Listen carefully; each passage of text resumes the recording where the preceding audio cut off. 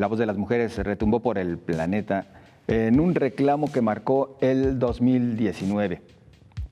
Fue el año de las marchas feministas en diferentes ciudades del mundo. Justo así, con este reclamo, acabar con la discriminación, poner fin a la violencia.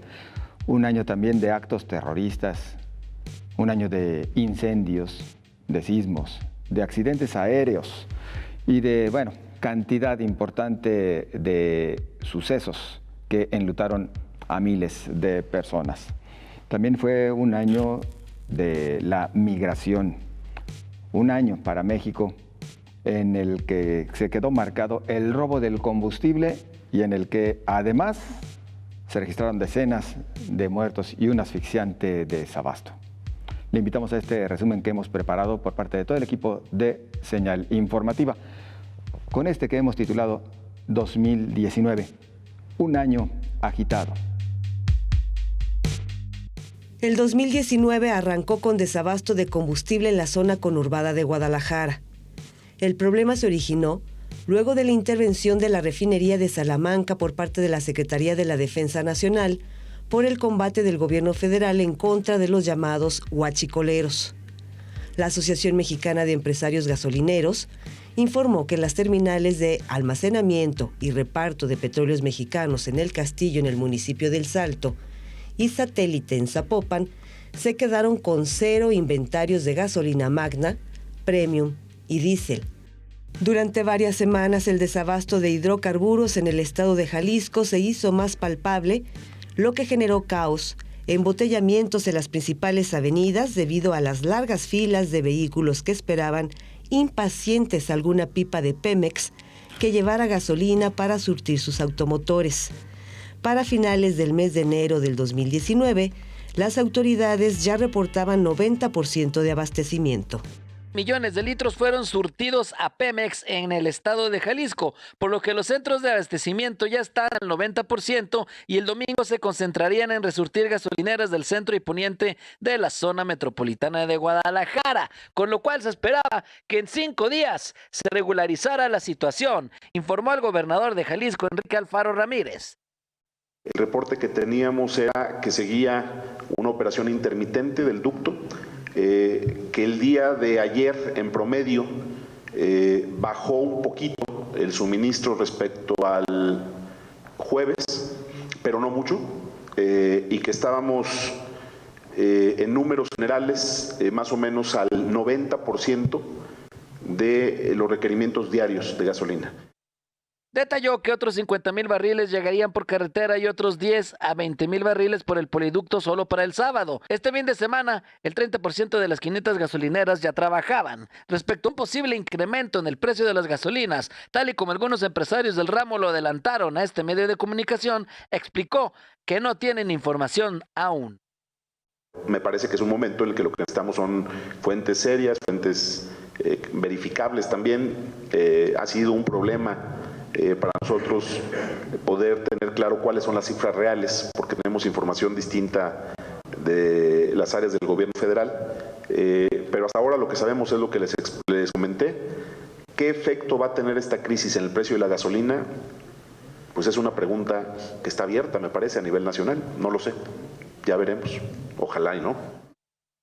Enrique Faro agregó que sobre el gas LP, hasta el momento no hay información oficial de un posible desabasto y que la única situación de este tipo se dio en Puerto Vallarta, donde ya se regularizó. Con imágenes de Juan González, para Señal Informativa, Julio Ríos.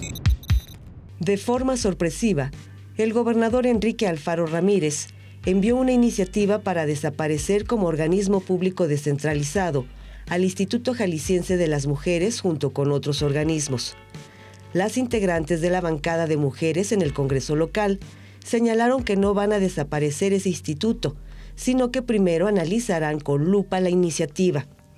El hecho es un retroceso en el camino para garantizar los derechos de las mujeres en esta entidad, destacaron organizaciones feministas. María Guadalupe Ramos Ponce, coordinadora del Comité de América Latina y el Caribe para la Defensa de los Derechos de las Mujeres, CLADEM Jalisco, dijo que con la desaparición del instituto, las autoridades borran a las féminas de la agenda del Estado. El gobernador Enrique Alfaro aseguró que el Instituto Jalisciense de las Mujeres no desaparecería, que solo se convertiría en una subsecretaría y que recibiría más recursos. Esto gracias al nuevo esquema, con el cual el Instituto Jalisciense de la Mujer se transformará en subsecretaría, adscrita al Gabinete de Desarrollo Social. Así lo enfatizó Enrique Alfaro Ramírez, gobernador de Jalisco. Es 12 veces mayor que lo que tenía el Instituto de las Mujeres. Ante eso, pues yo no sé cuál es el debate. Es decir, estamos pasando de tener una instancia, un mecanismo de atención al tema de género y al tema de mujeres, que era una OPD, lo pasamos a Secretaría de Estado. Le damos 12 veces más presupuesto, le damos facultades para garantizar la transversalidad de las políticas de género. ¿Qué más podemos decir? Antes se dedicaba el 82% de los recursos a servicios personales y ahora solamente será el 16% para ese objetivo y el 78% irá a programas, proyectos y acciones preventivas. El recurso para la Secretaría de Igualdad Sustantiva en 2019 será de 282 millones de pesos. La coordinadora del Gabinete Social, Bárbara Casillas, detalló que la alerta de género será atendida de forma transversal por las diversas dependencias involucradas, con el seguimiento puntual de la Secretaría de Igualdad. El viernes se aprobó en comisiones legislativas, entre protestas de los colectivos feministas, el dictamen para transformar al instituto en su secretaría. Se discutirá al menos en primera lectura en la sesión del Pleno del Congreso este lunes 28 de enero. Con imágenes de Juan González, para Señal Informativa, Julio Ríos. Para sanear el río Santiago se requieren 3.200 millones de pesos. Sin embargo, el gobierno federal no asignó recursos para ese año, pese a que el gobernador Enrique Alfaro hizo gestiones con el presidente Andrés Manuel López Obrador desde la etapa de transición. Así lo explicó el secretario de Gestión Integral del Agua, Jorge Gastón González. El funcionario dijo que como parte del proyecto para limpiar el río Santiago, se van a construir 6 plantas de tratamiento de aguas negras, desde el nacimiento del río Sula, afluente del Santiago, en Arandas, Atotonilco, Tototlán, Poncitlán, Ocotlán y Atequiza. La lucha contra el huachicol fue la primera batalla del año para el nuevo gobierno federal. 2 de enero, y los primeros afectados por la falta de combustible fueron los habitantes de Michoacán y Guanajuato. La escasez se esparció por todo el país. En cuestión de días, se sumaron la mayoría de los estados. La venta de combustible se dosificó, mientras que el gobierno federal pedía a la población solidaridad y paciencia, mucha paciencia. El resultado, compras de pánico. El presidente Andrés Manuel López Obrador presumía la reducción en el robo de combustible de 1,100 pipas diarias a solo 36. Elementos del ejército tomaron el control de la vigilancia de las rutas de distribución de Pemex, ante los constantes reportes de fugas clandestinas ocasionadas por huachicoleros. Y los principales compradores de gasolina robada eran precisamente los propios gasolineros. El gobierno federal optó por comprar 671 pipas por un monto de $92 millones para surtir de combustible en todo el territorio nacional. A un mes del desabasto, Hidalgo era el líder en tomas clandestinas. Tan solo en el primer bimestre del año se reportaron 2.907 tomas clandestinas, cifra 28% mayor a lo reportado en el mismo periodo del año pasado. Surgió entonces una nueva estrategia: denunciar lunes con lunes a las gasolinerías más careras del país, el quién es quién en los combustibles. Viernes 18 de enero, 14 horas con 30 minutos. El ejército mexicano detectó una toma clandestina de combustible en Tlahuelilpan, Hidalgo. En ella se aglomeraron cientos de pobladores para recolectar el combustible que emanaba de los ductos de Pemex. La Sedena llamó a las personas a retirarse del lugar ante el riesgo de una explosión. A la petición se hizo caso omiso. A las 18 horas con 52 minutos se registró la explosión. Ahí había adultos, ancianos, mujeres y niños. Los heridos fueron enviados a hospitales cercanos, pero algunos de los que ahí fallecieron ni siquiera lograron recuperar parte de sus restos para sepultar. Para la medianoche del 18 de enero, la cifra rondaba los 69 muertos.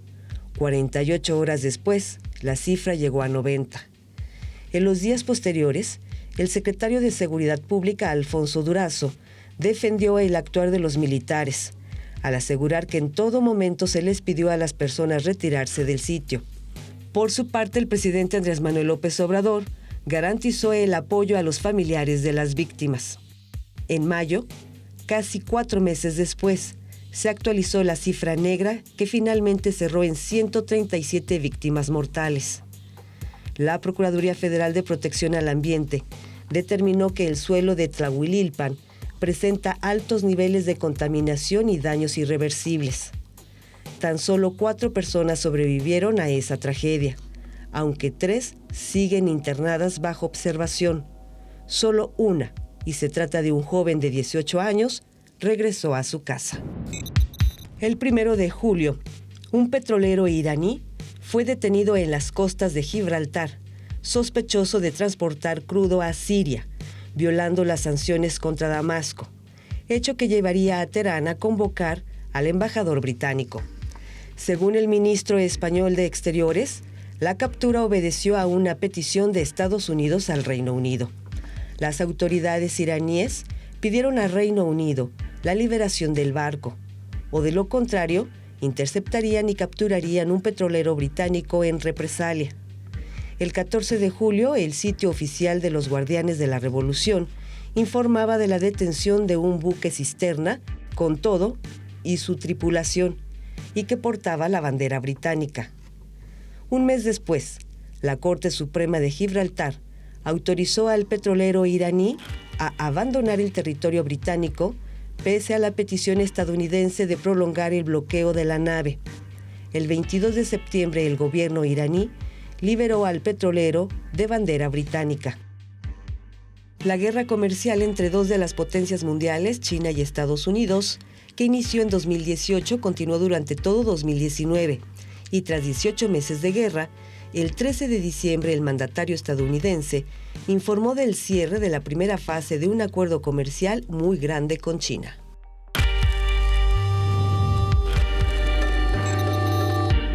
Señal informativa. Regresamos.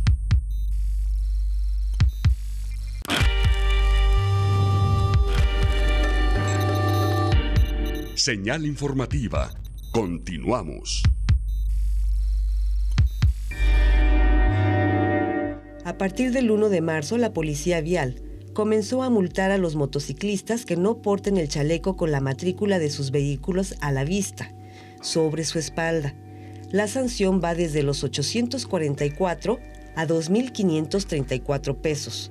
El coordinador del Gabinete Estatal de Seguridad, Macedonio Tamés Guajardo, dijo que la medida aplica a los conductores de motocicleta de bajo cilindraje, de menos de 250 centímetros cúbicos, según lo establece el artículo número 61 del Reglamento de la Ley de Movilidad del Estado.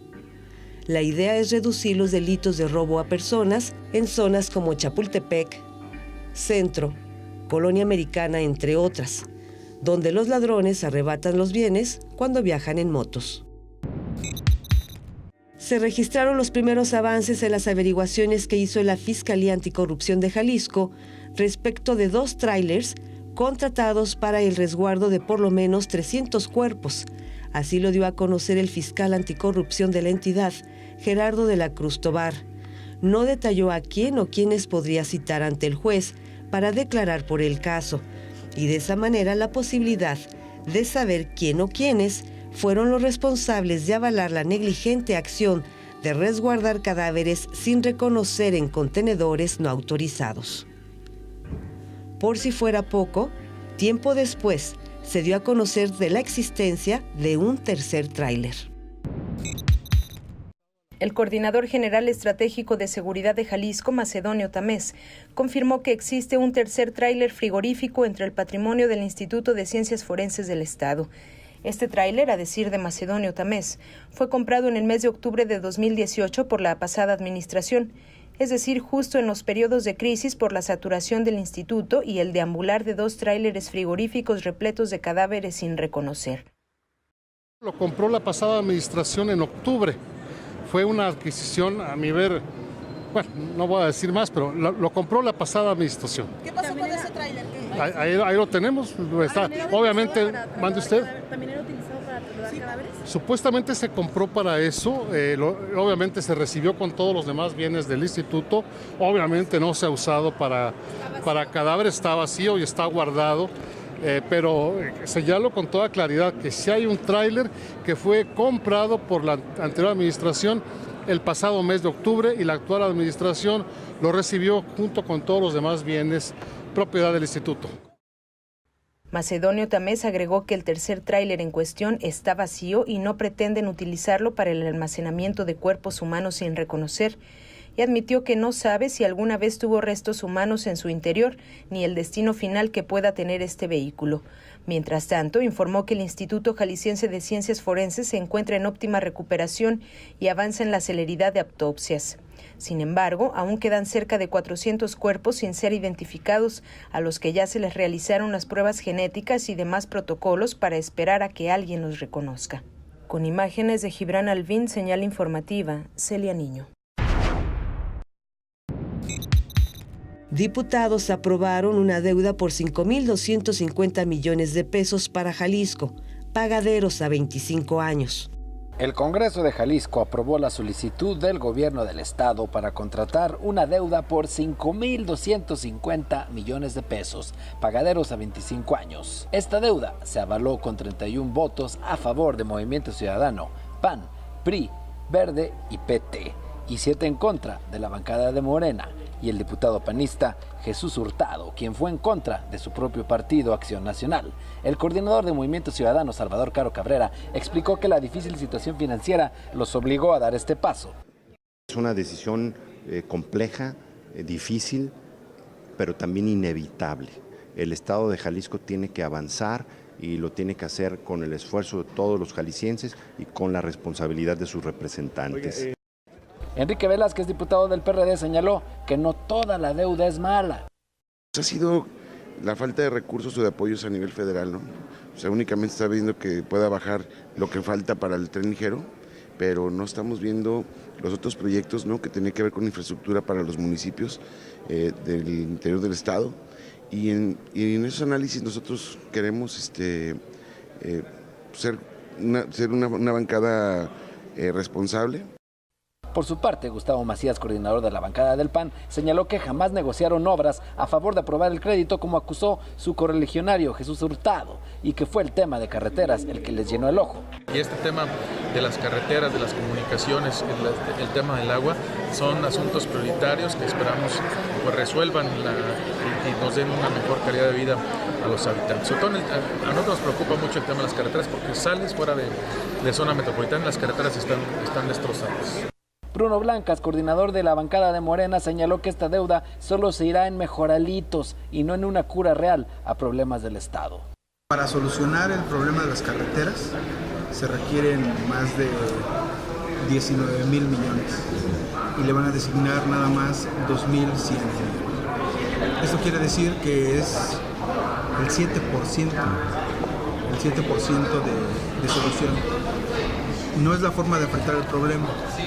Los recursos serán destinados de la siguiente manera: para el Peribús, 1.200 millones de pesos, 2.100 millones de pesos para 19 carreteras, 250 millones en semáforos inteligentes, 900 millones de pesos para las plantas de tratamiento de aguas negras y para internet gratuito, 900 millones de pesos. Este crédito podrá ser contratado tanto con la banca comercial como con Banobras y el tope máximo es de 25 años, aunque se podría reducir dependiendo de las condiciones que ofrezca cada institución financiera. También se aprobó que otros 19 mil millones de deuda que tiene Jalisco sean renegociados para obtener mejores tasas de interés. Para Señal Informativa, Julio Ríos. El banderazo a las obras del Aeropuerto Internacional de Santa Lucía marcó el inicio de una de las obras emblema de la Cuarta Transformación. Nombrado oficialmente como Aeropuerto Internacional General Felipe Ángeles, la construcción se puso en marcha luego de que un tribunal federal revocó la última suspensión definitiva y diera luz verde al proyecto impulsado por el presidente Andrés Manuel López Obrador, con fecha tentativa para su inauguración el 21 de marzo de 2022. Con su inicio, el proyecto, que originalmente fue sometido a una consulta ciudadana, puso fin a una de las obras más significativas del sexenio de Enrique Peña Nieto, el aeropuerto de Texcoco. El juez dio la razón a la Secretaría de la Defensa Nacional, que argumentaba que la constitución del puerto aéreo vulneraría la seguridad nacional. El proyecto sufrió demoras mientras se enfrentaba a cientos de amparos para impedir su edificación, principalmente porque no contaba con todos los estudios de seguridad aérea, viabilidad e impacto ambiental.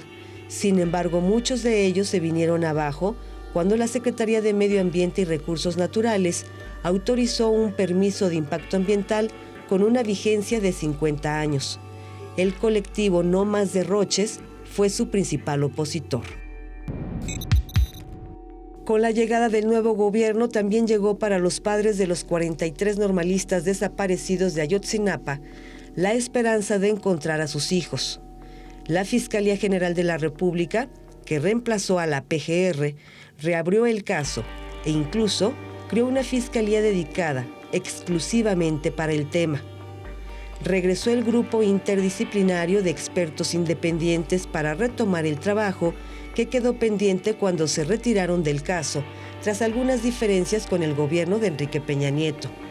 Luego de que en su último informe plantearon que los jóvenes fueron atacados por miembros de la organización criminal Guerreros Unidos por tomar un autobús con droga y divididos en grupos con diversos destinos, versión que contradecía la llamada verdad histórica. Lo que parecía un panorama alentador se convirtió en un duro revés para los padres de los jóvenes con la liberación a principios en el mes de septiembre de Gildardo López Astudillo, alias El Gil, uno de los presuntos dirigentes de Guerreros Unidos, por errores y omisiones de los fiscales que llevan el caso.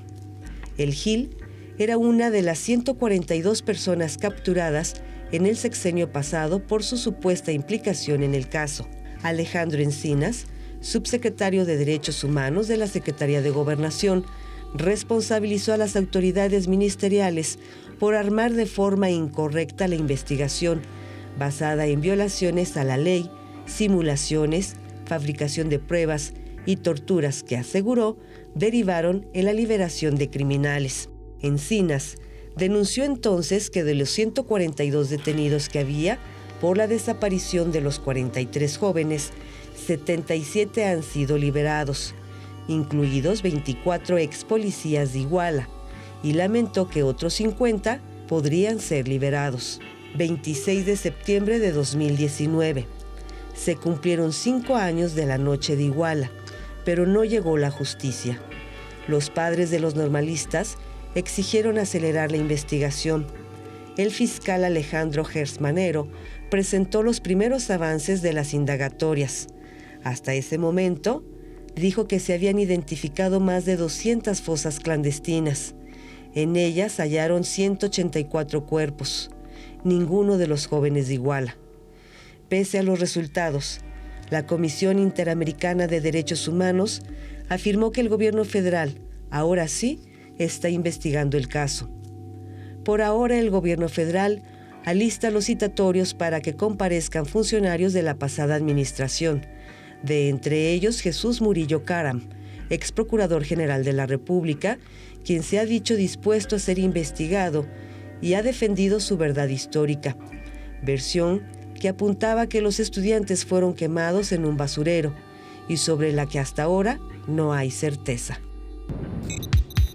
De igual forma, una de las relaciones que destacaron entre 2019 fue el encuentro entre el presidente de Estados Unidos, Donald Trump, y el dirigente norcoreano Kim Jong-un. Sin embargo, la desnuclearización no fue tema a tratar. La reunión terminó abruptamente porque el régimen norcoreano pidió a Estados Unidos la retirada de todas las sanciones.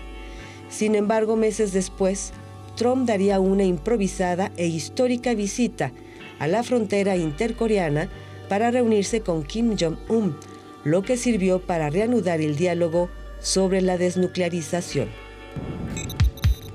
Los desastres naturales no dieron descanso este 2019, siendo los incendios los que más alertaron a las personas. Brasil, Indonesia, California, el Ártico y España serían los lugares donde estos siniestros llamarían la atención internacional. Una de las peores tragedias ecológicas para el mundo se registró en Brasil en el mes de agosto. Los incendios en la selva amazónica dañaron al propio Brasil y regiones como Bolivia, Perú, Paraguay y Argentina.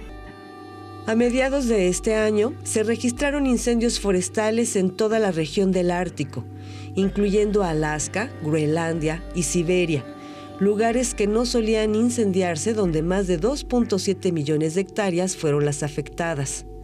Esto debido a que se registraron tormentas secas y tiempo cálido por las temperaturas altas que secan las plantas y las hacen más inflamables.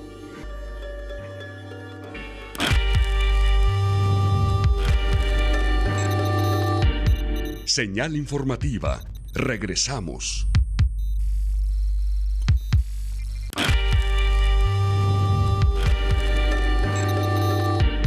Señal informativa. Continuamos. Este año 2019 podría ser el que más incidencia tuvo en homicidios en contra de mujeres, que son tipificados como feminicidios en Jalisco. Uno de los que más indignación causó fue el de Vanessa, quien fue asesinada en el mes de abril afuera de Casa Jalisco por su ex esposo. La mañana de este jueves, Vanessa fue víctima de feminicidio frente a la puerta de Casa Jalisco. Su agresor fue su marido, a quien ella había denunciado desde 2017 ante la Fiscalía y motivo por el cual se le había otorgado una orden de protección. Sin embargo, eso no fue suficiente para proteger su vida y evitar que el hombre la siguiera por Avenida Manuel Acuña para arrollarla con su vehículo justo a las afueras de la casa del gobernador Enrique Alfaro y asesinarla después con un arma blanca. Habla el fiscal general del Estado, Gerardo Octavio Solís Gómez. Anteriormente, desde 2017, había acudido ya al Centro de Justicia para la Mujer a presentar denuncias relacionadas con la problemática que representaba a su pareja. Al parecer, en opinión de ella y de testigos, un tipo agresivo y que a través de diversas medidas de protección giradas en diferentes fechas, esto con el ánimo de salvaguardar los derechos de la persona, en este caso de la víctima, se llevaron a cabo con independencia de una integración de una carpeta de investigación que iba encaminada, por una parte, a buscar una sanción penal.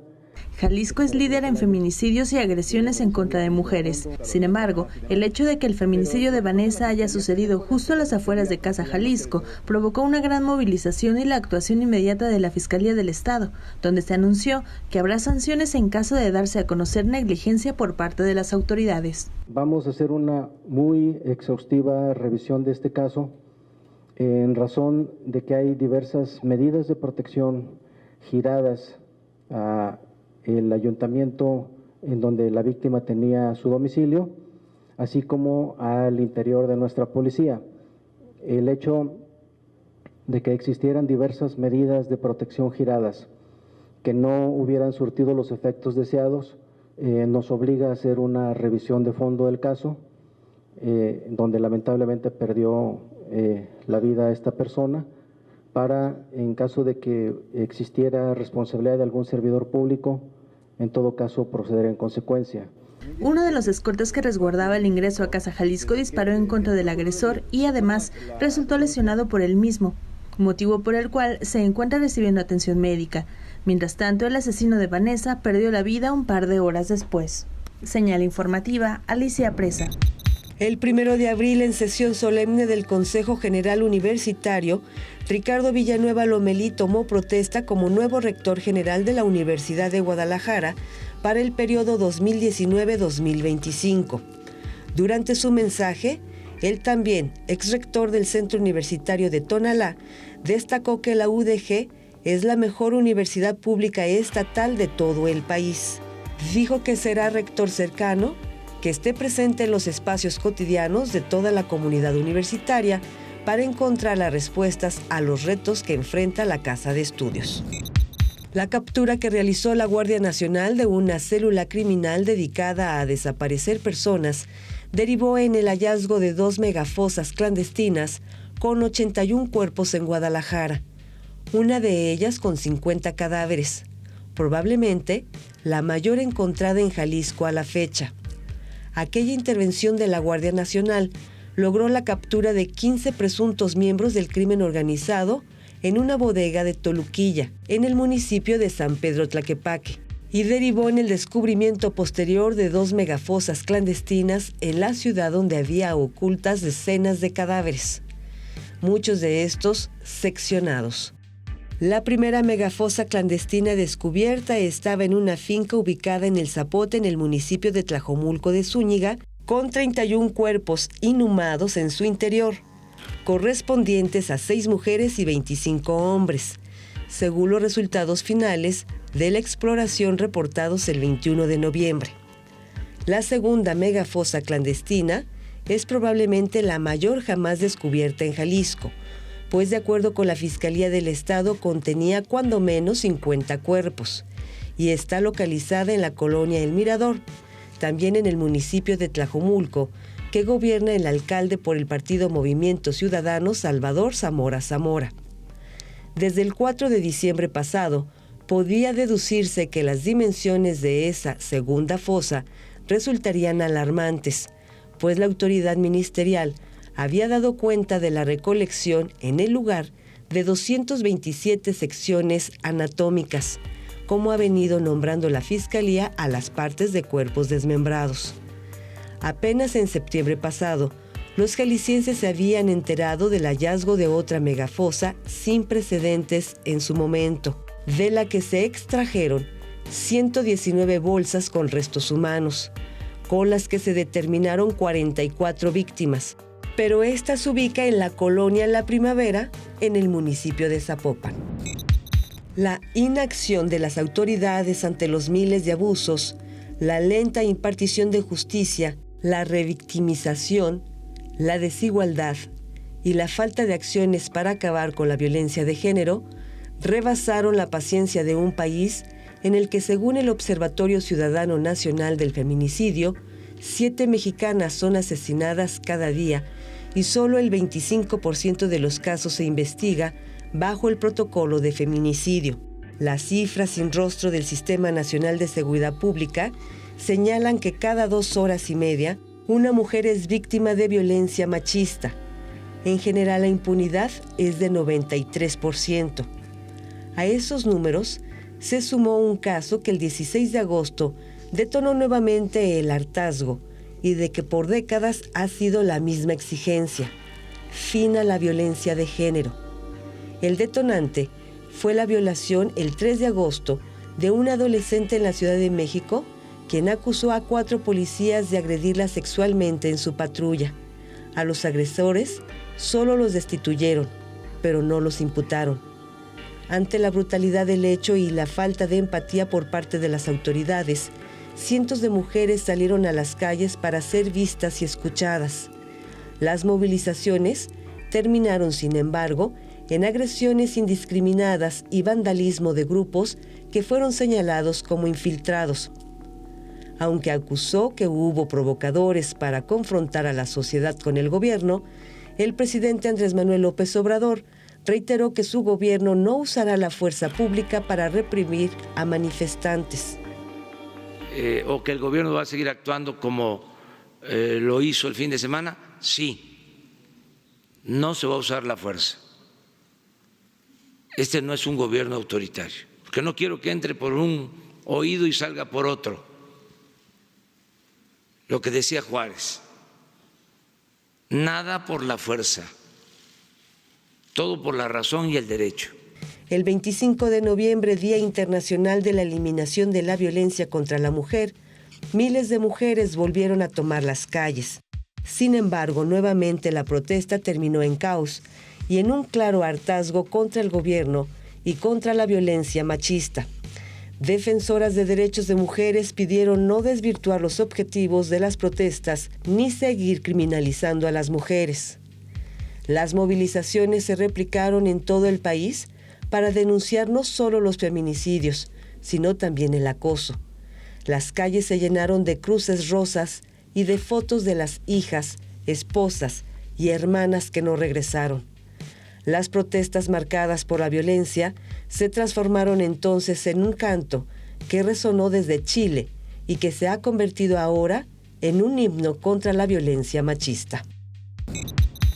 El primer presidente de izquierda que desde los debates presidenciales del año pasado aseguró que en su gobierno no habría venganzas ni persecución, inició su mandato con un claro propósito: acabar con la corrupción y la impunidad, empezando desde los niveles más altos.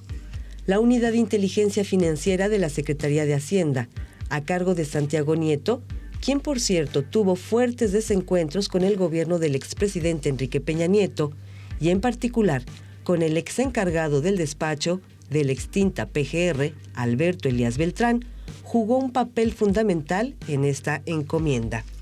En el 2019, varios funcionarios del sexenio pasado fueron sometidos a investigación.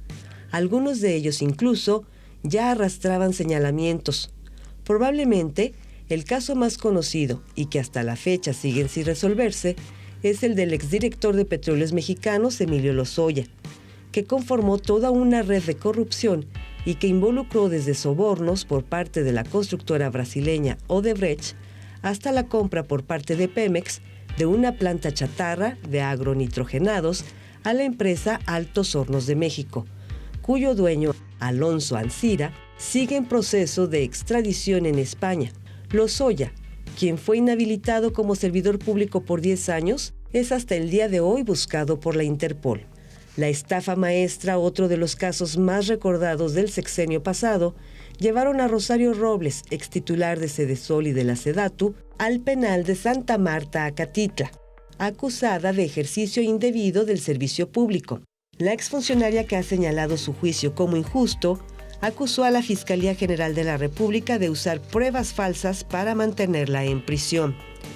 Las cuentas de Robles, al igual que las de Lozoya, fueron bloqueadas por la Unidad de Inteligencia Financiera, tal como también ocurrió cuando el gobierno de Estados Unidos detuvo hace unas semanas a Genaro García Luna, exsecretario de Seguridad Pública durante el gobierno de Felipe Calderón, por cargos de narcotráfico.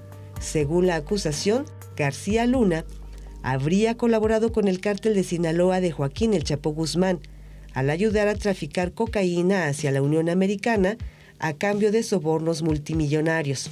Además, habría protegido a miembros del narco desde el año 2001, cuando fungía como director de la extinta Agencia Federal de Investigación con Vicente Fox Quesada. A estos casos se podrían agregar los del ex líder petrolero Carlos Romero Deschamps, quien luego de 26 años renunció al sindicato para enfrentar denuncias por lavado de dinero, enriquecimiento ilícito y robo de combustible. También el del exgobernador de Veracruz, Javier Duarte, quien sigue peleando en tribunales su liberación, o la del exmandatario de Chihuahua, César Duarte, quien sigue prófugo y bajo investigación por desvío de recursos. El 6 de julio fue detenido en Nueva Jersey el multimillonario estadounidense Jeffrey Epstein, de 66 años de edad. Tenía cargos en su contra en la Corte de Distrito Sur de Nueva York.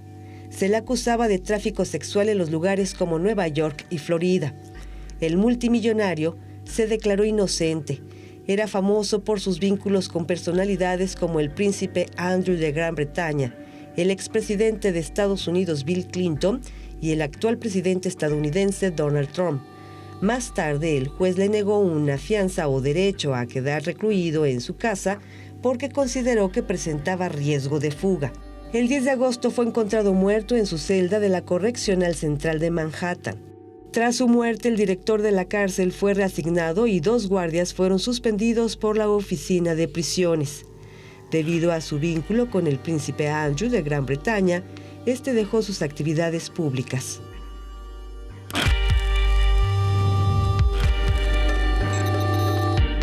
Señal informativa. Regresamos.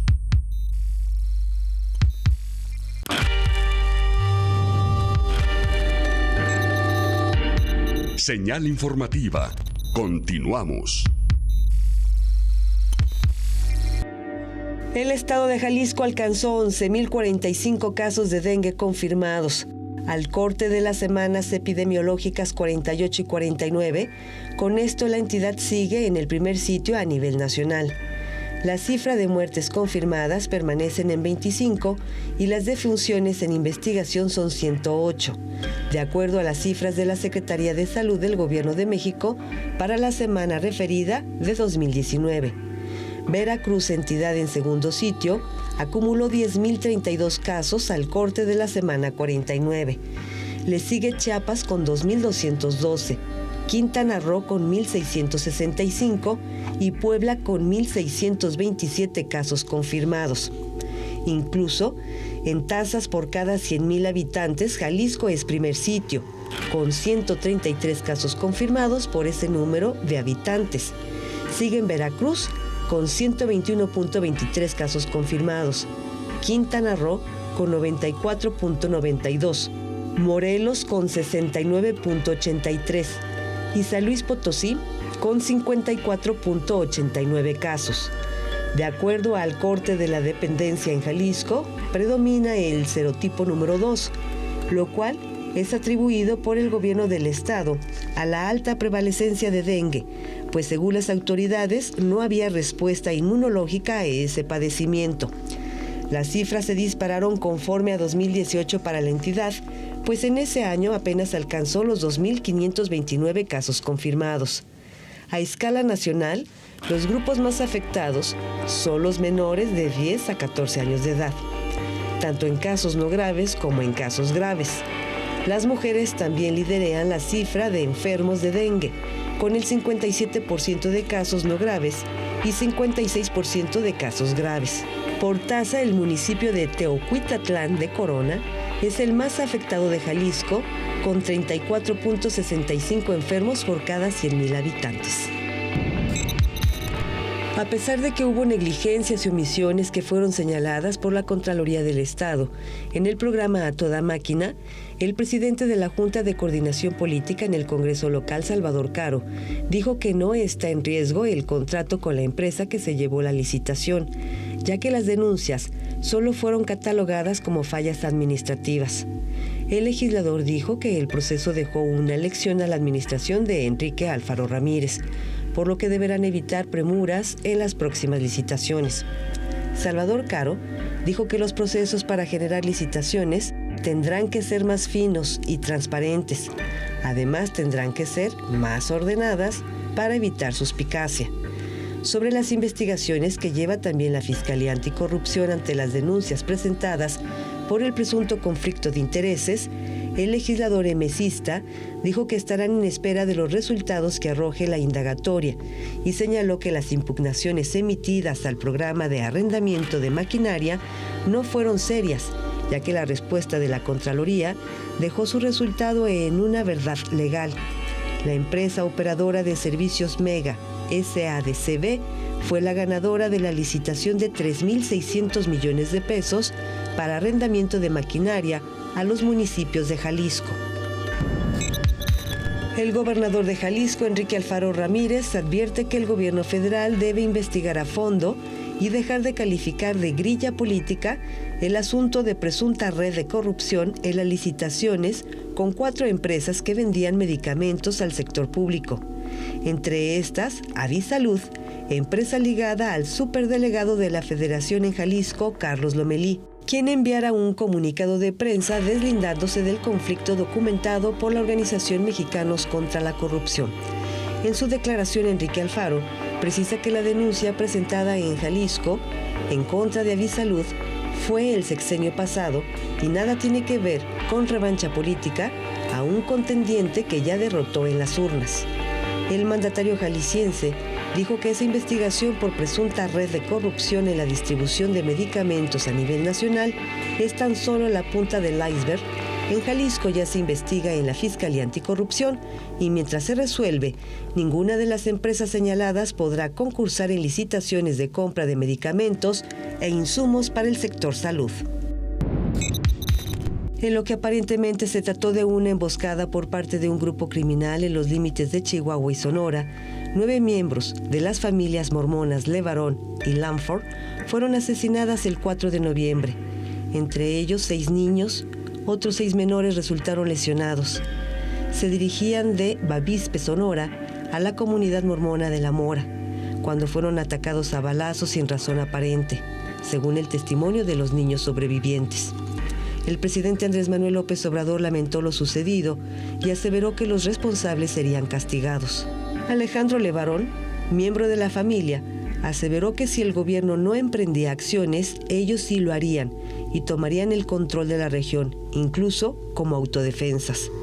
El mandatario estadounidense Donald Trump no perdió oportunidad y ofreció ayuda al gobierno mexicano para borrar de la faz de la tierra a los cárteles de la droga, ofrecimiento que el presidente López Obrador rechazó. Luego de las primeras inspecciones, el secretario de Seguridad Alfonso Durazo confirmó que las armas utilizadas en el ataque provenían de Estados Unidos. Ante la evidencia, el canciller Marcelo Ebrard sentenció que si Estados Unidos realmente busca respaldar a México en la lucha contra el crimen organizado, primero debe reducir el tráfico de armas que salen de su país. México finalmente aceptó la cooperación de Estados Unidos a través del FBI, como parte del acuerdo entre los dos países en materia de seguridad, pero la condición de que ninguno de los agentes podría portar armas de fuego y siempre estarían acompañados de autoridades mexicanas.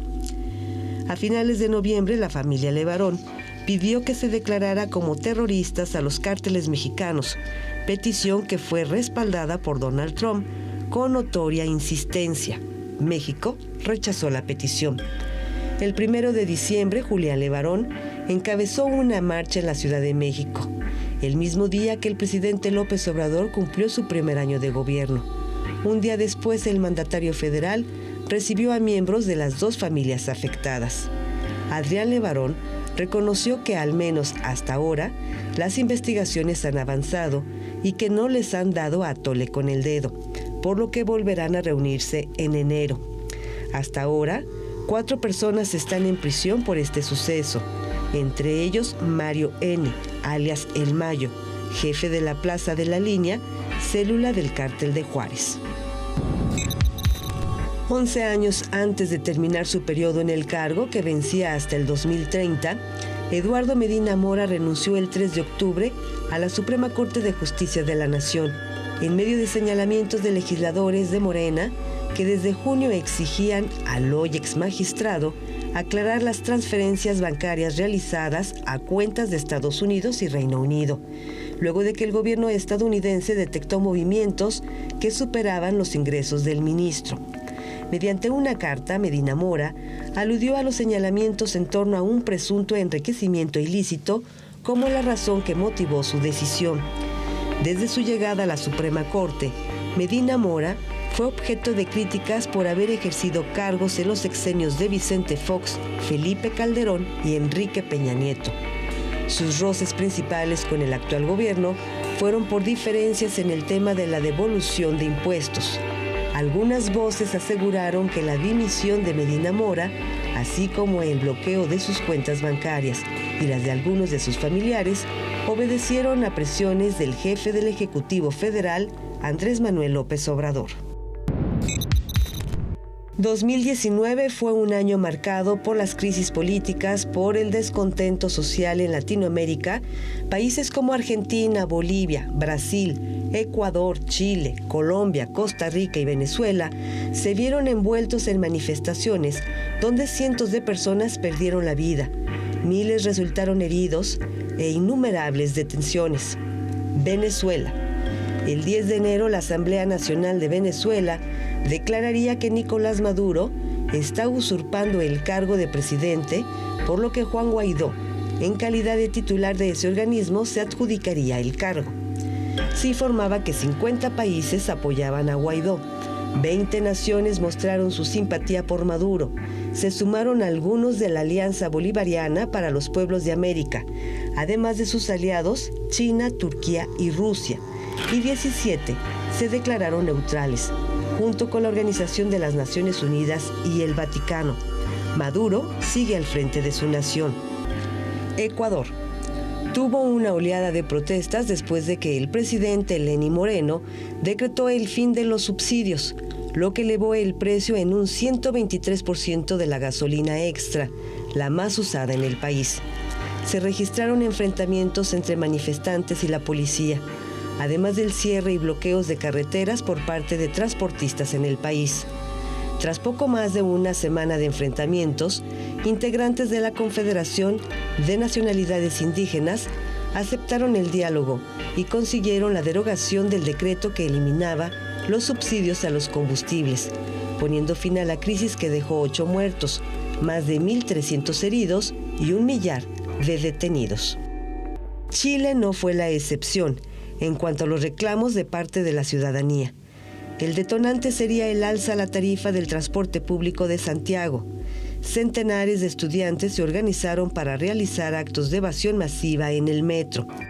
Aunque la causa inmediata puede atribuirse al alza a la tarifa del transporte público, las concentraciones populares expusieron el alto costo de la vida, bajas pensiones, precios elevados de fármacos y tratamientos de salud y un rechazo generalizado a toda la clase política.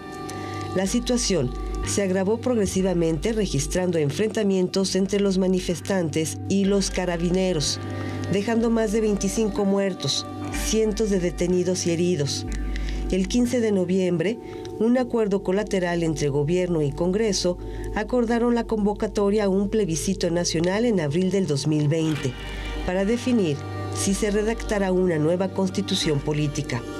Dentro de la crisis que pasaría a Latinoamérica este 2019, también se darían las liberaciones del expresidente de Brasil, Luis Ignacio Lula da Silva, tras haber sido condenado a 8 años y 10 meses de prisión por un caso de corrupción, el 8 de noviembre tras la resolución que emitió la Corte Suprema de ese país. En Perú, el 30 de noviembre, también se otorgó la liberación de la ex primera dama Keiko Fujimori, quien estuvo recluida por supuestos cargos de lavado de activos provenientes de la empresa Odebrecht, que serían utilizados para su campaña presidencial en el año 2011. Este 2019 se registraron menos periodistas asesinados, siendo México el más peligroso para ejercer esa profesión, con 10 de las 18 muertes registradas de toda Latinoamérica. México es el lugar más peligroso del mundo para ejercer el periodismo.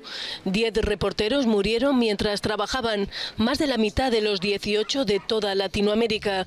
La región de Asia-Pacífico registró 12 bajas y África 9.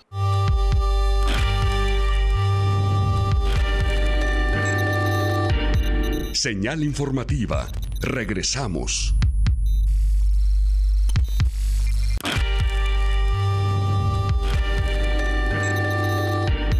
Señal informativa. Continuamos.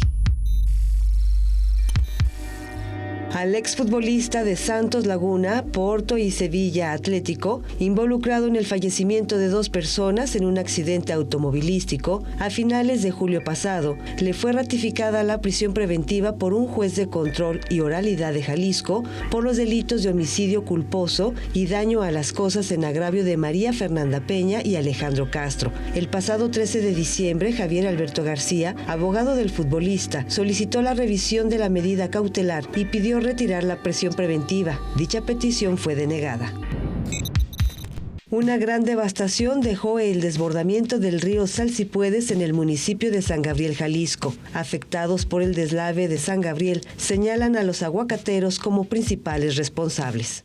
Habitantes del municipio de San Gabriel exigen a las autoridades acciones en contra de los productores de aguacate, ya que los señalan como los principales responsables del desbordamiento del río Opango, que el domingo arrasó con sus viviendas y que también dejó sin vida a 5 personas tras la avalancha de lodo y troncos. Una de las afectadas es Ignacia Gómez Figueroa, quien desde el domingo busca a su madre que el río se llevó. También es una de las más de 3,000 damnificados que dejó la avalancha de lodo, troncos y desechos forestales que llevaba el río. Escuchemos el testimonio de Ignacia Figueroa. Lo hecho está. Nosotros el temor que tenemos que va a volver a pasar lo mismo. Los cerros, los aguacateros los han destruido. Hay cerros completos que les meten máquina y todos los pinos, toda la vegetación le echan a los arroyos. ¿Qué más vamos a esperar? Otro año, la misma situación. ¿Y quién pone mano? ¿Quién pone autoridad? No hay autoridad que lo haga. ¿Esto se ha incrementado en los últimos años, señora? Esto fue en este año. El río crece muchísimo. Cuando llovió unos 20 días no pasó nada. No pasó nada, pero este año se acabaron el cerro, en talarlo, en quemarlo, fue la última gracia que hicieron y ahora vinieron a culminar su labor con esto. Y no creo que vaya a haber alguien quien pare esto. Las autoridades están inmiscuidas hasta el cuello en esto y no es justo. Otro de los testimonios fue el de Teresa Campos Peralta, una maestra jubilada de 74 años de edad, quien señaló que su preocupación es que la avalancha de troncos se repita, ya que culpó a la deforestación de los cerros para la plantación de berries y aguacates que se realiza desde hace poco más de 3 años. Esto sin ningún control. Se podía haber evitado todo esto. Ellos fueron los que hicieron quemazones, son los aguacates, la fambruesa. Y no, pues no es justo que a costillas por la ambición de ellos, vea cómo estamos. Sin vidas humanas, nunca había pasado esto. Y ahora fue increíble todos los troncos cortados. No esperábamos, eran unos troncos enormes. Ahí estaba un pirul altísimo, malo alto. Vea dónde llegó, mire, la altura que llegó de mi casa, yo estaba arriba. Yo en la desesperación, porque yo pensé que de todas maneras me iba a llevar el río, me iba a lanzar al río, porque dije me va a llevar. Por su parte, Señal Informativa corroboró los señalamientos de los pobladores de San Miguel. Justo a unos kilómetros del municipio de San Gabriel nos encontramos con esta situación donde los pobladores nos han mencionado lo que ha sucedido precisamente con las huertas de aguacate. Sobre el fondo observamos la quema de los cerros para iniciar con la limpia y ubicar precisamente los terrenos para iniciar con las plantaciones de los aguacates. En el fondo ya observamos maquinaria pesada que está adaptando el terreno para colocar precisamente pues ya las plantas de aguacate, y más adelante en uno de los cerros contiguos, precisamente a unos kilómetros del municipio de San Gabriel, pues observamos lo que dejó pues prácticamente esta limpieza, los troncos, los árboles, donde ha quedado pues totalmente limpio el cerro, precisamente para utilizarlo para las siembras de aguacate. Desde el municipio de San Gabriel, Juan Luis Hernández en cámara, Henry Saldaña, reportero. Nazón Joaquín García, dirigente de la Iglesia de la Luz del Mundo, fue detenido en Estados Unidos, acusado de trata de personas, abuso de menores y de producir pornografía infantil en el periodo de 2015-2018. El Departamento de Justicia de California señaló al dirigente espiritual y a sus coacusados de cometer 26 delitos graves durante aproximadamente 4 años. Las autoridades aseguraron que los dispositivos electrónicos decomisados a Nazón Joaquín encontraron cientos de videos y fotografías en los que el llamado apóstol de Jesucristo participaba en actos sexuales con menores de edad. La investigación derivó de denuncias de una página de internet creada por las autoridades estadounidenses con el fin de reportar casos de abuso cometidos por miembros de organizaciones religiosas. La Luz del Mundo rechazó las acusaciones, mientras miles de seguidores realizaron jornadas de oración por su líder. Feligreses denunciaron actos de discriminación e incluso de agresiones físicas y verbales en espacios públicos, redes sociales y hasta en escuelas. Nazón Joaquín García aseguró que está preso por voluntad divina y como parte de un plan de Dios para convertir a su religión a cientos de reclusos. Ante la gravedad de los cargos, le fue negado el derecho a fianza y la posibilidad de enfrentar su juicio en libertad, por lo que permanece en reclusión mientras el juicio sigue en proceso. 12 de noviembre. Entre gritos, jaloneos, empujones y reclamos de la oposición, Rosario Piedra Ibarra rindió protesta como nueva presidenta de la Comisión Nacional de Derechos Humanos para los próximos 5 años. En medio de una trifulca y flanqueada por una treintena de senadores morenistas que tomaron la tribuna, la primera mujer en asumir el cargo reemplazó a Luis Raúl González Pérez. La sesión en el Senado en la que fue electa estuvo llena de irregularidades, según acusó el PAN. Supuestamente, el presidente de la Junta de Coordinación Política del Senado y líder morenista, Ricardo Monreal, había votado 2 veces, hecho que fue negado. El presidente Andrés Manuel López Obrador celebró la designación de Piedra Ibarra. Aseguró que era un acto de justicia hacia la activista, quien tras el asesinato de su hermano, dedicó su vida a la búsqueda de personas desaparecidas. El PAN, por su parte, lamentó lo que calificó como la muerte de la autonomía de la CNDH y se dispuso a presentar amparos para impugnar su designación. Todos fueron desechados. La llegada de Rosario Piedra a la CNDH desató una crisis en el Consejo Consultivo del organismo, luego de que 5 de sus 10 integrantes renunciaran a su cargo, al argumentar que la elección de la también militante de Morena era la antesala del sometimiento del órgano defensor de los derechos humanos al poder. Tras 2 años de indagación, el fiscal especial Robert Mueller concluyó la investigación sobre la presunta injerencia electoral de Moscú en las elecciones presidenciales de 2016 en Estados Unidos. El 24 de marzo, el fiscal William Barr entregó un resumen a los miembros del Congreso que concluía que el presidente Donald Trump no cometió un delito, pero tampoco lo exonera, sobre una eventual obstrucción a la acción de la justicia. Esto ocasionaría que los miembros del Congreso pidieron la difusión íntegra del informe, además de la comparecencia de Mueller. El 24 de julio, Robert Mueller se presentó ante el Congreso, donde durante más de 7 horas fue interrogado. Insistió en que no podía acusar a Donald Trump de ningún delito por la doctrina jurídica estadounidense, pero advirtió que el mandatario no está exculpado de una presunta obstrucción a la justicia. En septiembre, comenzaría una nueva lucha para el mandatario, cuando los demócratas anunciaron la apertura de una investigación de juicio político a Donald Trump, después de que un informante reveló de los servicios de inteligencia al contenido de una llamada entre el presidente y su homólogo de Ucrania, Volodymyr Zelensky, donde este le pidió al ucraniano que iniciara pesquisas contra su rival político y ex vicepresidente, el demócrata Joe Biden, y su hijo Hunter, por presunta corrupción en el país europeo. El 13 de diciembre, el Comité Judicial de la Cámara de Representantes de Estados Unidos aprobó los cargos contra el presidente Donald Trump de abuso de poder y obstrucción al Congreso, con lo que el proceso queda listo para ser sometido a votación en esa Cámara, donde previsiblemente se dará luz verde a un juicio político contra el mandatario en el Senado.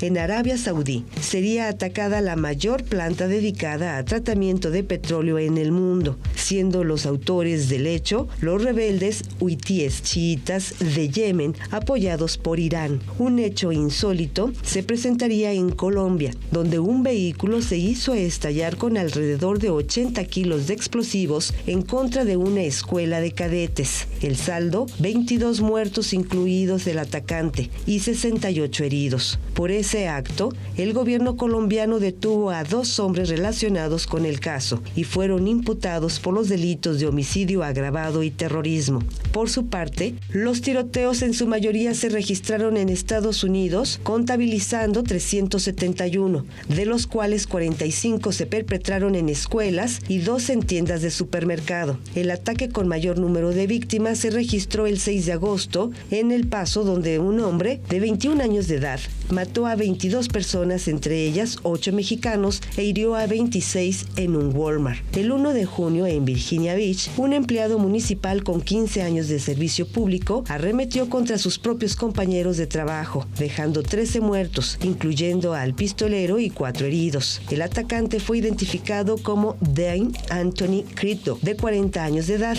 un ingeniero civil con entrenamiento militar.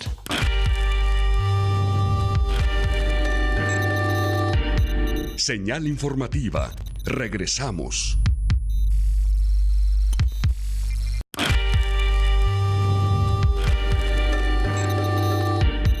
Señal informativa.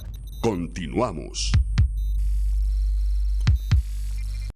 Llega la Guardia Nacional a Jalisco.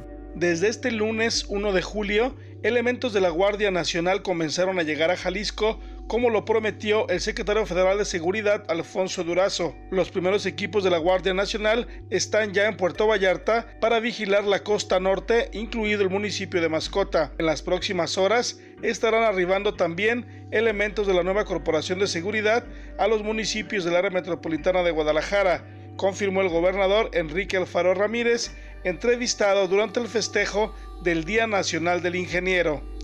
No, ya están llegando. Hoy tuve a las 7 de la mañana en el Consejo Estatal de Seguridad, tuvimos el primer reporte de que están llegando los primeros elementos a Puerto Vallarta, estarán llegando también a Guadalajara.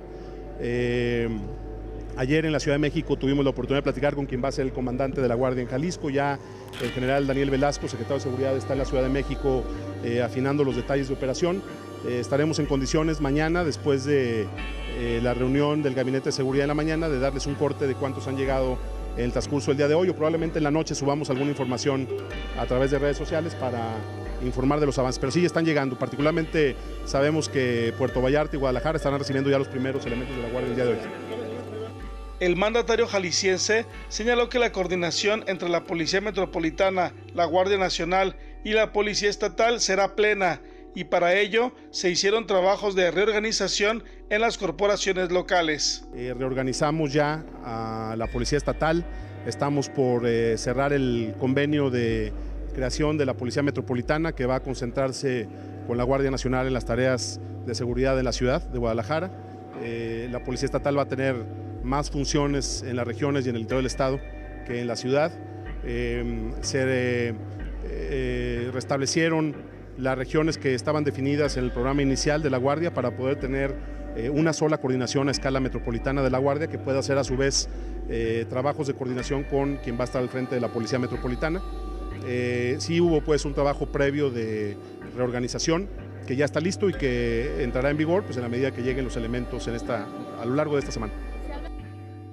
Las cifras preliminares dadas a conocer hace algunas semanas señalan que a Jalisco llegarán 3.900 elementos de la Guardia Nacional a 8 zonas prioritarias de seguridad, entre ellas Puerto Vallarta, La Barca, Lagos de Moreno, Tepatitlán, Colotlán, Zapotlán el Grande, Autlán, Jocotepec y los municipios metropolitanos. Con imágenes de Ricardo Chavarín, señal informativa Ignacio Pérez Vega. Gobiernos de Jalisco y Guanajuato logran nuevo acuerdo para repartirse agua de la presa de El Zapotillo. Guanajuato y Jalisco llegaron a un nuevo acuerdo para repartirse el agua de la presa El Zapotillo. El estado gobernado por Enrique Alfaro Ramírez recibirá el 76% del líquido y la entidad donde despacha Diego Sinué Rodríguez Vallejo el 24% de las aguas del Río Verde. Ambos mandatarios firmaron en Lagos de Moreno el acuerdo de entendimiento para el aprovechamiento de las aguas del Río Verde. El gobernador Enrique Alfaro señaló que este nuevo acuerdo permite a Jalisco recuperar el abastecimiento del agua en los Altos de Jalisco y el área metropolitana de Guadalajara.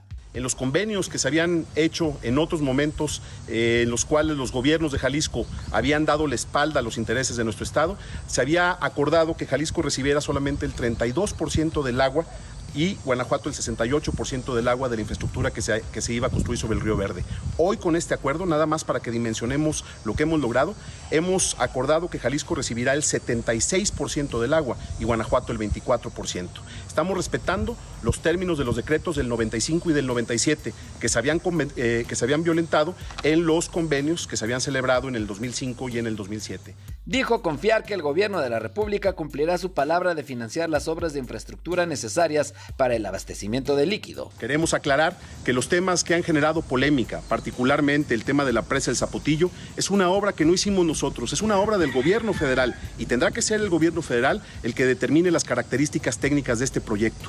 Hoy lo que nosotros estamos garantizando es que las obras de infraestructura que se hagan en la cuenca del Río Verde tendrán un porcentaje de distribución permanente del 76% para Jalisco y el 24% para Guanajuato. La infraestructura para el abastecimiento de agua en el área metropolitana de Guadalajara será integrada por el acueducto Zapotillo, Los Altos de Jalisco, León, la construcción de la presa y el sistema de bombeo purgatorio. Para Señal Informativa, Julio Ríos. Con la final adhesión de San Pedro Tlaquepaque, inició en el mes de agosto la Policía Metropolitana. En presencia del secretario de Seguridad Pública Federal, Alfonso Durazo, y de los secretarios de la Defensa Nacional y de la Marina, este martes se presentó oficialmente la Policía Metropolitana.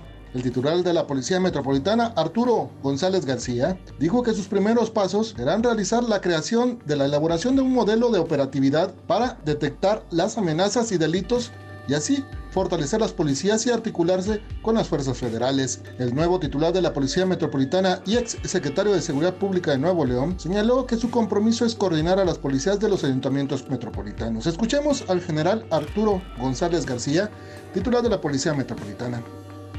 Que mi primer tarea que tengo encomendada es la elaboración del modelo operativo policial, el cual será diseñado a través de la identificación de las fortalezas, oportunidades, debilidades y amenazas internas y externas en materia de seguridad en el área metropolitana.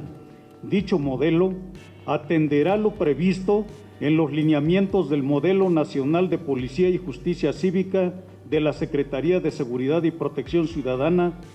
Por su parte, el gobernador de Jalisco señaló que este nuevo modelo policial será un precedente nacional para enfrentar el problema de la violencia, debido a que hay necesidad de innovar y ajustar estrategias, ya que no se debe de contener la violencia con los modelos atrasados.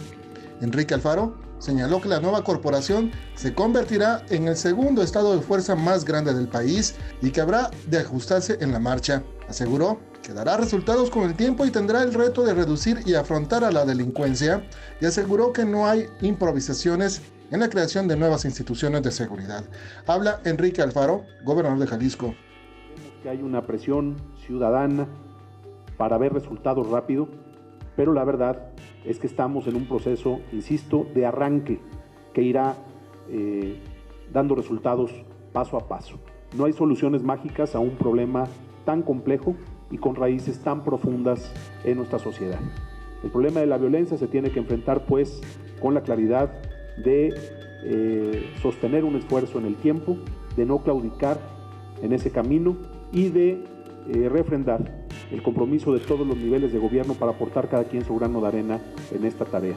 Así como el presidente de México planteó la necesidad de tener esta nueva corporación al servicio de los mexicanos, en Jalisco hemos tomado la decisión de construir una nueva corporación que se convertirá en el segundo estado de fuerza civil más grande de este país. A su vez, Alfonso Durazo Montaño, secretario de Seguridad Pública Federal, dijo que estarán trabajando coordinadamente con la Guardia Nacional en una región donde se ha registrado un problema de seguridad, por lo que expresó que la policía permitirá optimizar esfuerzos y recursos y que seguramente estará tomando este esquema como el modelo de la comarca lagunera en los estados de Durango y Coahuila, donde se han generado una coordinación entre los municipios para actuar entre las dos entidades. Habla Alfonso Durazo, titular de la Secretaría de Seguridad Ciudadana. Ratifico, la seguridad de Jalisco es un punto prioritario en la agenda de seguridad del gobierno mexicano.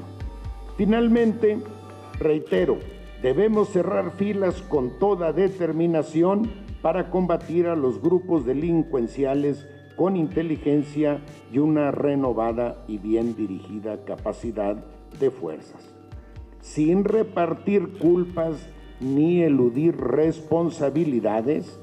Debemos sumar autoridades federales, estatales y municipales en un trabajo conjunto.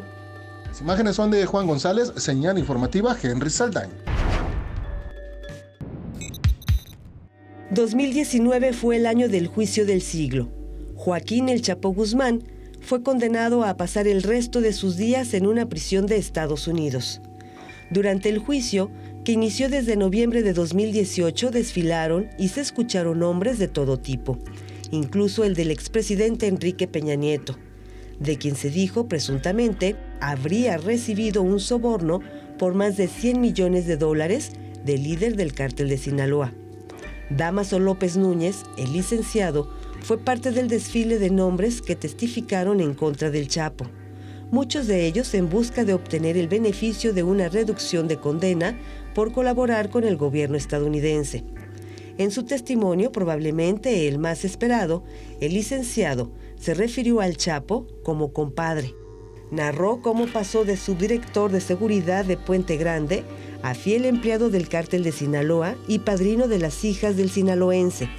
Incluso reveló que fue Emma Coronel y 3 de los hijos del Chapo quienes coordinaron la fuga del 2015 en el penal del Altiplano. En el proceso, la defensa del narcotraficante mexicano aseguró que era Ismael el Mayo Zambada y no el Chapo el verdadero jefe del cártel, argumentos que no valieron para que Joaquín Guzmán fuera declarado el 12 de febrero culpable de 10 cargos, entre ellos narcotráfico, lavado de dinero y delitos contra la salud por traficar toneladas de cocaína, heroína, metanfetaminas y marihuana a Estados Unidos. Sin embargo, su condena a cadena perpetua no fue anunciada hasta el 17 de julio. Ante el jurado, Joaquín Guzmán habló por última vez en público. Lamentó que su fama fuera determinante para que no se hiciera justicia. Estados Unidos, dijo, no es mejor que cualquier otro país corrupto. El Chapo fue enviado a la prisión de máxima seguridad Alcatraz, en medio del desierto en Colorado. Con una carta, la madre del capo pidió al presidente López Obrador su ayuda y una visa humanitaria para visitar a su hijo, hecho que hasta ahora no ha ocurrido. Para octubre, el gobierno federal anunció el inicio de gestiones con Estados Unidos para que regresen los bienes y recursos incautados al narcotraficante y que permanezcan en México. En este año, el tema del Brexit acaparó las primeras planas de los diarios internacionales. La entonces primera ministra Theresa May anunciaba el 29 de enero que regresaría a pedir una revisión del acuerdo alcanzado con Bruselas. Dicho acuerdo fue rechazado en 3 ocasiones por el Parlamento. Las acciones de May provocaron la renuncia de distintos ministros, así como de militantes de su partido para unirse al grupo independiente de la Cámara de los Comunes. Tras un nuevo fracaso para alcanzar un entendimiento, la Unión Europea decidió que la salida de Reino Unido se efectuaría el 31 de octubre. Ante los fracasos para lograr el Brexit, Theresa May dimitió y se realizaron nuevas elecciones. De 10 candidatos, Boris Johnson se convirtió en el nuevo primer ministro. Una de sus primeras acciones fue suspender el Parlamento durante 5 semanas. Sin embargo, el Tribunal Supremo emitió un fallo en el que declaraba ilegal el proceso el 24 de septiembre y al día siguiente el Parlamento retomó sus actividades. Tras no encontrar un acuerdo, la Unión Europea aceptó de nuevo posponer la salida de Reino Unido del bloque europeo hasta el 31 de enero del 2020. Ante esto, el primer ministro convocó a elecciones anticipadas el 12 de diciembre, donde uno de sus rivales fue Jeremy Corbyn, donde el triunfo sería nuevamente para el primer ministro, quien afirmó que llevará a cabo la salida de la Unión Europea el 31 de enero.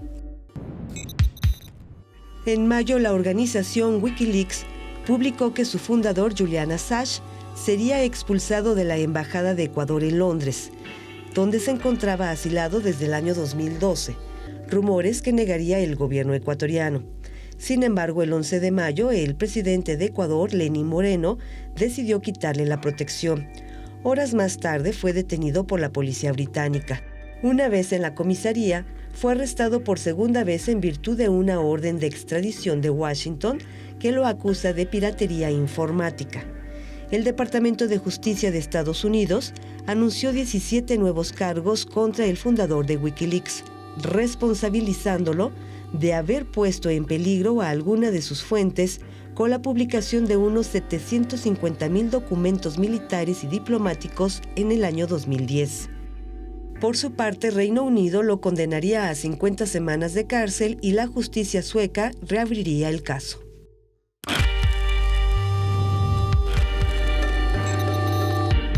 Señal informativa. Regresamos.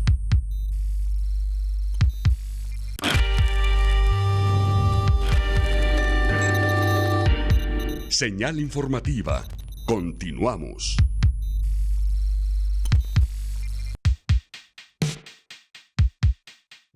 Organizaciones ambientalistas y los abogados del Grupo Corey, desarrollador de las villas panamericanas, firmaron un convenio ante el Instituto de Justicia Alternativa que pone fin a los juicios que tenían detenido cualquier proyecto en el desarrollo. En el entendimiento al que llegaron ambas partes, se contempla cumplir con las 56 condicionantes de impacto ambiental. También se acordó agregar 10 hectáreas de terreno para proteger la zona de amortiguamiento del Bosque de la Primavera, informó Alejandro Cárdenas, presidente del Parlamento de Colonias. El presidente municipal de Zapopan, Pablo Lemus, analiza frenar a particulares que trabajen en villas panamericanas.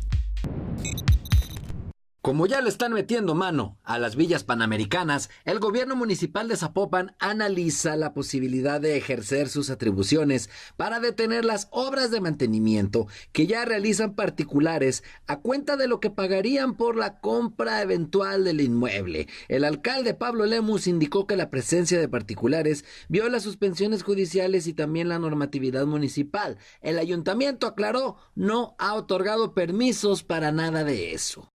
Me parece que quien debe de explicar qué es lo que está sucediendo es Pensiones del Estado y hacerlo urgentemente porque ya no entendimos. Es decir, nos dicen que el proceso está frenado, que no se ha firmado ningún contrato de compraventa, pero el particular pareciera ser que está ya invirtiendo recursos que por lo que yo también interpreto, podría decirse, se le tomarán en cuenta a la hora del pago final. Es decir, esto corroboraría que la villa está vendida y esto sí es una situación muy preocupante. Recordó que la Fiscalía General del Estado tenía el control del acceso a las villas panamericanas, no el ayuntamiento. Que quien tiene la posesión es la Fiscalía, no somos nosotros. La Fiscalía puede entrar, y así estuvo estipulado siempre, que pudiera entrar a poder hacer trabajos de mantenimiento. Llevan haciendo trabajos de mantenimiento desde que yo entré como presidente municipal, 4 años seguidos haciendo trabajos de mantenimiento. Yo creo que esto es una medida adecuada, pero si los trabajos de mantenimiento los está haciendo ya un particular, eso nunca nos había sido notificado. ¿La Fiscalía fue quien dio permiso para que fuera? No lo sé. La verdad es que nos enteramos hoy por la nota periodística. No lo sé. Pero sí evalúan actuar en sus por supuesto que sí. Lemus Navarro recapituló que cuando Eduardo Almaguer era fiscal general del estado, montó un operativo para recuperar la posesión de las villas panamericanas. Desde entonces, Zapopan recibió un oficio donde solicitaban que una patrulla de la corporación resguardara el edificio, además de que el gobierno municipal estaba de acuerdo con que se diera mantenimiento siempre y cuando fueran las autoridades estatales. Por ello, se dijo contrariado con la presencia de particulares que presuntamente pertenecen a la empresa Green Life Capital, la cual adquiriría a las villas panamericanas para comercializar los 650 departamentos del complejo y que ya habría invertido, de acuerdo a un medio de comunicación local, 30 millones de pesos para obras que ya realiza en pintura, restitución de material eléctrico, sustitución de equipos, activación de la planta de tratamiento de aguas negras, el enjarre y jardinería, entre otros, de acuerdo a un convenio firmado desde el 18 de julio pasado. Con imágenes de Juan González para Señal Informativa, Julio Ríos. Más de 2.700 policías de Jalisco no pasaron los exámenes de control y confianza. De acuerdo al último reporte, un total de 2.781 policías de distintas dependencias en el estado de Jalisco no pasaron los exámenes de control y confianza. Varios, los menos, podrán ser reevaluados. El grueso de esta cifra se irá a la calle. 21.393 se sometieron a exámenes de acuerdo a la información que proporciona el Secretariado Ejecutivo del Sistema Nacional de Seguridad Pública. En Jalisco son 5.260 de Seguridad Pública del Estado, 2.155 del área de Prevención y Reinserción Social, es decir, los adscritos a reclusorios, 1.580 elementos de la Fiscalía General del Estado y 12.398 correspondientes a las 125 policías municipales. Por cierto, no se alcanzó el 100% de examinados. El 2% de plano ni siquiera se presentó a realizar los exámenes o no culminó con ellos. La dependencia con mayor efectividad fue prevención y readaptación social, con un 97% de examinados. De las policías municipales acudió el 96%. De la fiscalía falló el 5%. Por cifras, son los policías municipales los que acumulan en conjunto el mayor número de reprobados. Era obvio por la cantidad de examinados. Sin embargo, al ir por los porcentajes, la Fiscalía encabeza la lista. Un 17% de su personal no pasó, es decir, 287 elementos resultaron no aptos. Las policías municipales tuvieron el 15% de no aprobados, algo así como 1,860 elementos. La policía estatal, 579 policías no aptos, es decir, un 11%. En prevención y readaptación social, 151 elementos, es decir, un 7%, no pasaron el examen. Ahora viene lo más difícil, las bajas de todos ellos y encontrar, por supuesto, a los candidatos que vengan a suplirlos. Señal informativa, Víctor Manuel Chávez Ogazón. Jueves negro en Culiacán. El cártel de Sinaloa le recordó al gobierno el poder que aún posee. Una treintena de militares emprendieron un operativo para capturar a Ovidio Guzmán López, uno de los hijos de Joaquín El Chapo Guzmán. El Tres Ríos, de la capital sinaloense, fue el escenario en el que elementos castrenses capturaron al capo. Sin embargo, en pocos minutos fueron rebasados en número y armamento. En menos de una hora, el cártel ya había bloqueado vialidades y paralizado la ciudad. Sometido por elementos del ejército, Ovidio se contactó con su hermano Iván Archibaldo para que ordenara a las células del cártel parara las hostilidades. Archibaldo respondió con una negativa y lanzó amenazas contra el personal militar y sus familias. Comenzaron entonces a reportarse soldados retenidos, agresiones a instalaciones militares, la quema de vehículos y civiles recorriendo la ciudad a bordo de camionetas artilladas, incluso una fuga masiva de reos del penal de Aguaruto. El Gabinete de Seguridad Federal tomó la decisión de poner fin a la operación y liberar a Ovidio Guzmán. El operativo falló. La primera versión del secretario de Seguridad, Alfonso Durazo, fue que el enfrentamiento se dio mientras los militares realizaban un recorrido de rutina. Al día siguiente, rectificó. Se trató de una operación planeada, derivado de una orden de captura con fines de extradición a Estados Unidos, pero de la que, reconoció, no se informó al Gabinete de Seguridad. En un hecho inédito, el secretario de la Defensa Nacional, Luis Crescencio Sandoval, acusó que fue una actuación improvisada y mal planeada.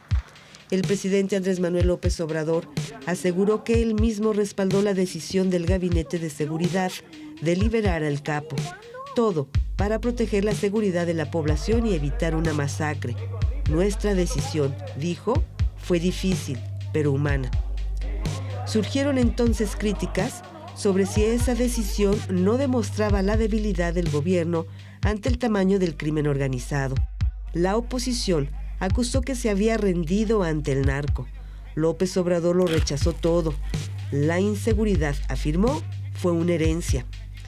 A la ya de por sí polémica, se sumó la de la familia El Chapo cuando anunció que agradecería al gobierno federal la liberación de Ovidio.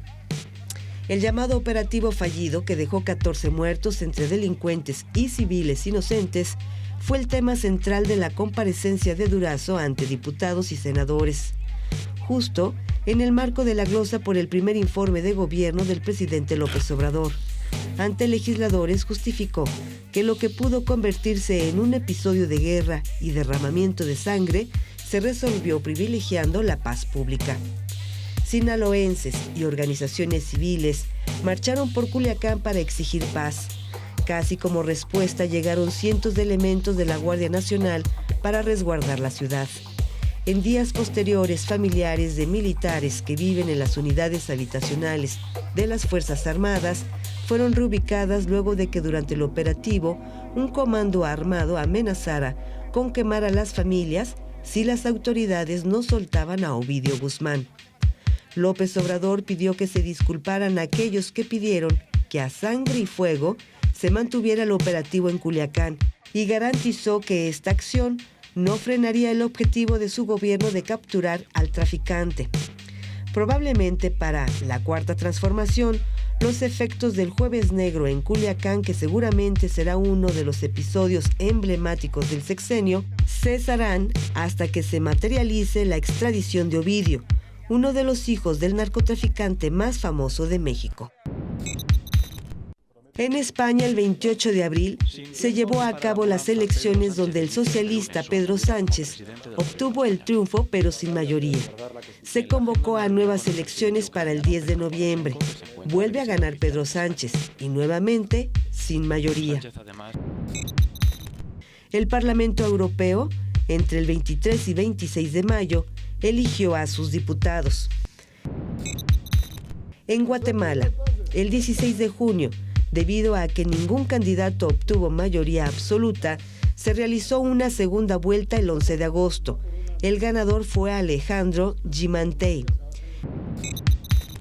En Argentina, el 28 de octubre, se llevaron a cabo los comicios donde el ganador resultó Alberto Fernández sobre Mauricio Macri, quien buscaba la reelección.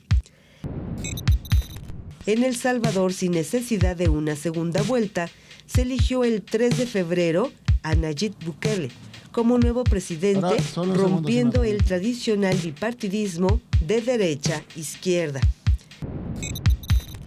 En Israel, el 18 de septiembre, el primer ministro Benjamin Netanyahu enfrentó a su rival Benny Gantz. El 21 de octubre, a través de sus redes sociales, Netanyahu admitió su fracaso.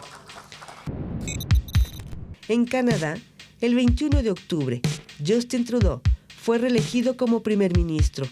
Sin embargo, su partido liberal no alcanzó la mayoría absoluta en el Parlamento, por lo que se recurrió a los partidos pequeños para sobrevivir. En Bolivia, el 20 de octubre, los resultados de los comicios ofrecieron una reelección para Evo Morales. Se registraron algunas protestas aprovechadas por la OEA, quien llamó a la realización de una auditoría. El 10 de noviembre se presentó un golpe de Estado. El escenario es de batalla campal.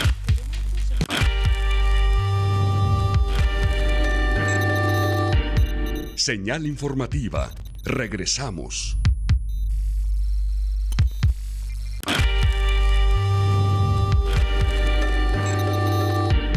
Señal informativa. Regresamos. Aprueban regidores de Guadalajara el constituyente de Jalisco. En sesión extraordinaria, el Pleno del Ayuntamiento de Guadalajara dio su voto aprobatorio a la creación de un Congreso Constituyente, figura que podrá expedir una nueva Constitución de Jalisco. La votación fue de 16 regidores a favor, 2 en contra, de los ediles Claudia Delgadillo de Morena y Verónica Flores del PRI, y una abstención de la edil de Morena, Eva Avilés. Las regidoras Claudia Delgadillo y Verónica Flores explicaron su voto en contra, ya que el documento se les entregó para su consulta apenas 2 horas antes de la sesión, prevista para la 1 de la tarde y que comenzó con un retraso de 40 minutos. Además, señalaron que el Congreso Constituyente se hará a modo para el gobernador Enrique Alfaro. Estamos ante un documento que no requiere ser votado en una sesión extraordinaria. Este documento no es urgente. Si se necesita pronta resolución, entonces la única urgencia sería la que tiene el Ejecutivo del Estado. Por su parte, la priista Verónica Flores señaló el porqué de su voto en contra. Coincido con mi compañera Claudia que efectivamente no hay urgencia del tema y que hubiese sido muy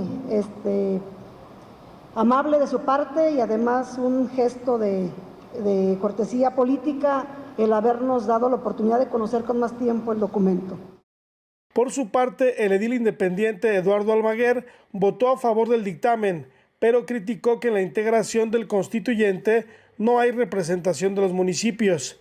En respuesta, el alcalde Ismael del Toro indicó que el tema quedó a salvo, ya que en el Pacto Federal los municipios forman parte de los constituyentes permanentes. Al principio, compartiendo con usted y con varios de los que argumentaban por qué no hay una representación directa de los municipios, me parece que el trámite que se le da en el Congreso y que nos someten a aprobación hoy del voto constitucional resuelve precisamente eso. Los estados tienen la capacidad soberana de la autodeterminación, sí, solo sí, no rompan con el Pacto Federal, y esa no ruptura con el Pacto Federal está sustentada en los constituyentes permanentes, del cual los municipios formamos parte. Durante otra sesión solemne realizada en forma previa para conmemorar el 219 aniversario del Grito de Independencia, el secretario de Gobierno Enrique Ibarra Pedrosa aseguró que con el constituyente Jalisco hará historia. En conclusión, la redacción de una nueva constitución puede convertirse en el punto de partida para dar inicio a una nueva etapa en la historia de Jalisco. Por eso, desde el gobierno del Estado estaremos atentos a la aprobación de la reforma de los municipios y de los trabajos para reglamentarla. Se requiere que 63 ayuntamientos de los 125 que conforman Jalisco otorguen su aval al constituyente, aprobado en el Congreso local el pasado 11 de septiembre. El constituyente será integrado por 138 diputados, quienes tendrán un año para discutir los contenidos de la nueva Constitución del Estado. Con imágenes de Juan Luis Hernández, señal informativa Ignacio Pérez Vega. En 2018, 1.082 servidores públicos fueron denunciados ante la Fiscalía Especializada en el Combate a la Corrupción, cifra que incrementó a 1.455 en 2019, es decir, 34%. De los casos, hasta el viernes 13 de diciembre estaban en etapa de investigación inicial 538 carpetas de 2018 y 796 de 2019. A partir de las denuncias, un total de 35 servidores o exservidores públicos han sido vinculados a proceso penal por distintos delitos. De todos ellos, 5 fueron titulares de secretarías de la administración anterior: Antonio Cruz Esmada, Jaime Agustín González Álvarez, ambos exsecretarios de Salud, y Miguel Castro Reynoso, David Trujillo Cuevas y Salvador Rizo Castelo, exsecretarios de Desarrollo e Integración Social. El delito más imputado ha sido uso ilícito de atribuciones y facultades en 14 casos, mientras en otros 5 se incluye este ilícito y delitos contra la Administración de Justicia y otros ramos del poder público. Al presentar un balance de las actividades en el 2019, el titular de la dependencia, Gerardo Ignacio de la Cruz Tobar, puntualizó que del año pasado a disminuyó la cantidad de carpetas de investigación iniciadas de 1.456 a 929, ya que la Fiscalía del Estado se hizo cargo de los casos de tortura, así como de la desaparición forzada. En el año 2018, el delito más investigado fue tortura, con 416 carpetas de investigación, mientras que en 2019 solo hubo 5 carpetas de ese tipo penal. Otros ilícitos frecuentemente investigados son el abuso de autoridad, el cual acumuló 323 casos en el 2018, incrementándose a 351 en el 2019, delitos cometidos en la Administración de Justicia y en otros ramos del poder público, con 109 casos en el 2018 y 186 en el 2019, y por peculado, por el cual el año pasado se indagaron un total de 121 denuncias que se redujeron a tan solo 52 en el 2019. Aunque ha sido el delito más imputado, el de uso ilícito de atribuciones y facultades solamente acumuló 74 carpetas de investigación en 2018 y 42 en 2019. Otros delitos que destacaron durante este año son los cometidos en custodia o guarda de documentos con 45 incidencias, cohecho con 46 y robo con 21. El 2 de junio, Jaime Bonilla Valdés fue electo por coalición Juntos Haremos Historia como gobernador de Baja California, tras obtener más de la mitad de los votos para un periodo de 2 años. Un mes después, vino la polémica cuando el diputado Víctor Manuel Morán presentó ante el Congreso una reforma que ampliaría el periodo de mandato a 5 años, bajo el argumento de que unas nuevas elecciones en el 2021 representarían un gasto innecesario al erario.